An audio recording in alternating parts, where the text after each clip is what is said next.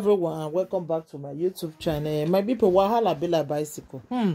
I am so happy for Winifred. I see make I just stroll look Facebook just now. I see say she born pikin. Congratulations to you, my sister. I am so happy for you.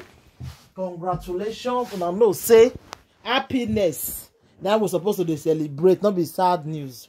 Congratulations to you. I am so happy for you, like seriously.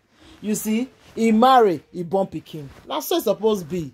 So our brother Dion, may you congratulate him because that time, it be like saying you, not the stay. Hey, this woman for don't get belly. Maybe be the thing say I bet she get problem. No problem. This one not does show say nothing. You understand? I am so happy for her. Congratulations, she married. So that time when they ever thought say she born, she never ever born that time, and now she born pikin. I am so happy for you. Congratulations to you. Congratulations to you and your husband. I am so happy for you people. That's what it's supposed to be. First you marry, you go born pikin join her. You understand? So Mona join me, congratulate her. I am so happy for her.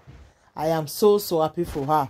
Our brother Dion, may you see do, may you marry, may you see born. So you see Anna, Winifred don't leave you, marry, born. So may you see do, may we not say you don't get any problem too. You understand? I pray may you not get any problem for your John Thomas.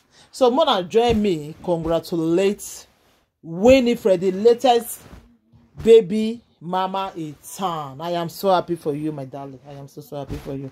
So make I put and make on my people. More than I make sure this video. Let the video go viral. Bye.